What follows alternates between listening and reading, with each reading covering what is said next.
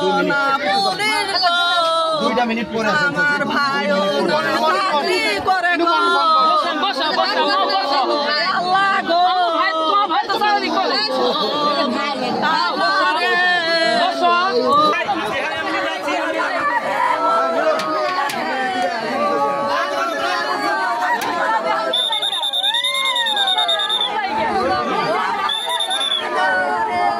রাত গভীর হলে মানুষ ঘুমায় নিশ্চিন্তে, কিন্তু সেই রাতই এক পরিবারের জন্য হয়ে উঠল দুঃস্বপ্ন।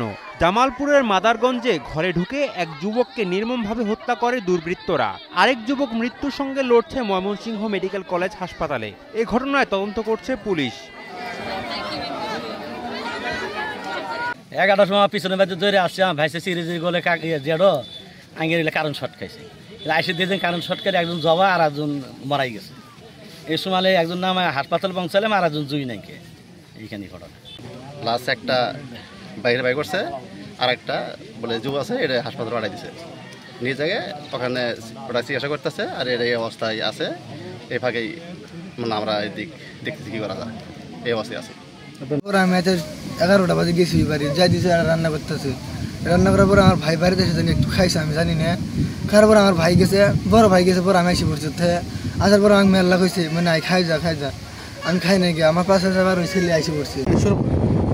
আজ সকাল অনুমান 10:30 থেকে 11 ঘটিকার সময় আমাদের মোবাইল ফোনে সকাল পাই যে 1 নং চরপাকারদহ ইউনিয়নের গোয়ালিকান্দা গ্রামে একজনের লাশ ঘরের ভিতরে পড়ে আছে এবং আরেকজনের আহত অবস্থায় মাদারগঞ্জ মেডিকেল হাসপাতালে প্রেরণ করা হয়েছে। তো সমাজের ভিত্তিতে আমরা দ্রুত ঘটনাস্থলে অবস্থান করি। ওখানে আমাদের যে বিশেষ টিম ছিল তারা ওখানে অনুসন্ধান করি।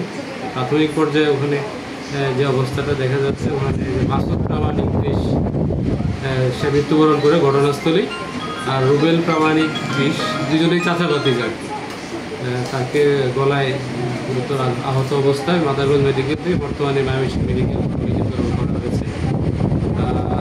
ধারণা করা হচ্ছে রাত্রিবেলায় কেউ হয়তো অজ্ঞাতের মাধ্যমে তাদেরকে যে কোনো বিষয়ে তাদেরকে হত্যাকাণ্ড ঘটিয়েছে বলে আমার ধারণা।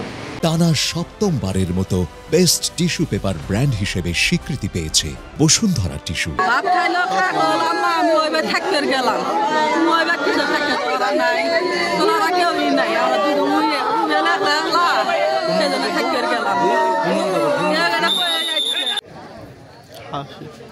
আস্তে আস্তে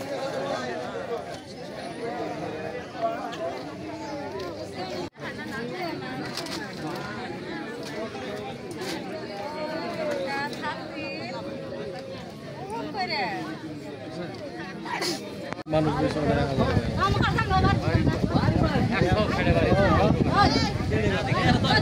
তোলেন একটু ভালো করে যাতে ফেস দেখা যায়।